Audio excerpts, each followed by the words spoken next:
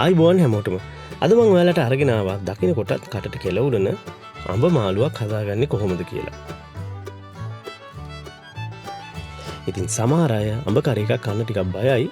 මොකද සමහර අයට ඇඹුල් කද්දි දත් ඉරි වැටෙනවා. ඉතින් අද මම ඔයාලට කියලා දෙනවා ඇඹුල් අඩුවෙන් හරියට චට්නියක් වගේ කොහොමද අඹ කරි එකක් ඉතාමත් රසට හදාගන්නේ කියලා. ඉතින් මේක කන හැමෝම ඔයාගෙන් අහයි කොහොමද මේක මෙච්චර රසට හැදුවේ කියලා. එහෙනම් අපි ඉක්මනටම බලමු මේක හදාගන්නේ කොහොමද කියලා. අද මම මේකට අඹ ගෙඩි 4ක් මේ වගේ කපලා අරගෙන තියෙනවා.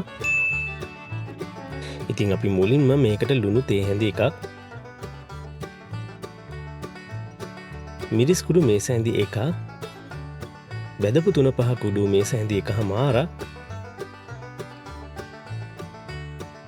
ගම්මිරිස් කුඩු තේ හැඳි භාගයක් දාගෙන මේ වගේ හොඳට මික්ස් කරගෙන විනාඩි 10ක් විතර මේක පැත්තකින් තියාගන්නවා.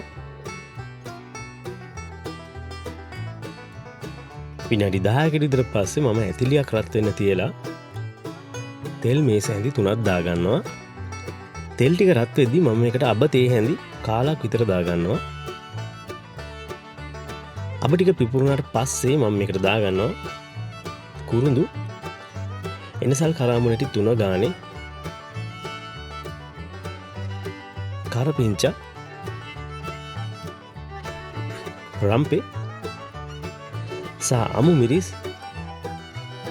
හීනීට කපාගත්ත ලොකු ලුණු ගෙඩියකුත් දාගෙන මේ ටික රන්වන් පාට වෙනකම් ෆ්‍රයි කරගන්නවා. මේ ටික රන්වන් පාට වෙනකම් ෆ්‍රයි වුණාට පස්සේ මම අපේ අඹ ටික මේකට එකතු කරගන්නවා. ඉතින් මම මේක විනාඩියක් විතර මේ විදිහට කලවම් කරගන්නවා.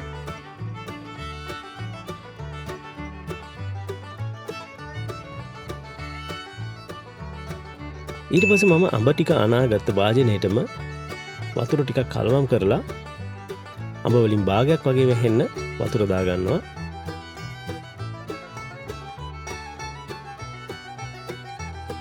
හරි, දැන් මම මේක පියනකින් වහලා අඹ ටික තැම්බෙනකන් උයා ගන්නවා.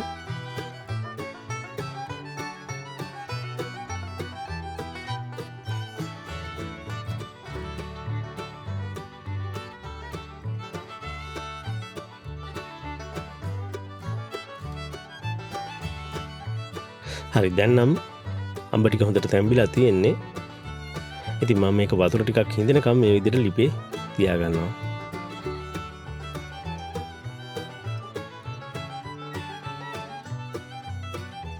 වතුර මේ ගානට වගේ හිඳුනම මම මේකට සීනි එකතු කරගන්නවා. ඉතින් අද මම මේකට සීනි මේස හැඳි 8ක් දාගන්නවා.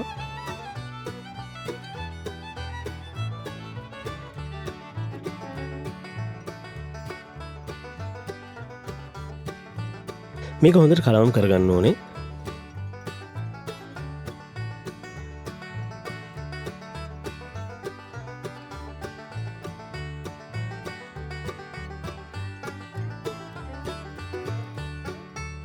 මේ වෙලාවේ ලුණු බලලා අවශ්‍ය නම් විතරක් ලුණු ටිකක් දාගන්න පුළුවන්.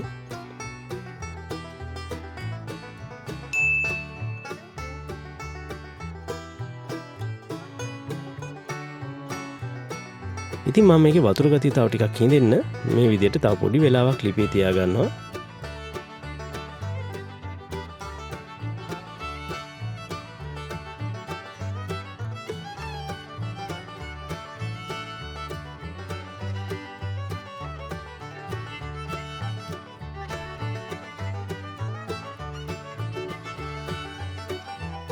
මම කරික ගානට ඇවිල්ලා තියෙන්නේ.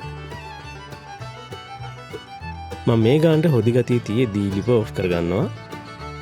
ඔයාලට ඕනේ නම් තව ටික වෙලාවක් හිඳ ගන්නත් පුළුවන්.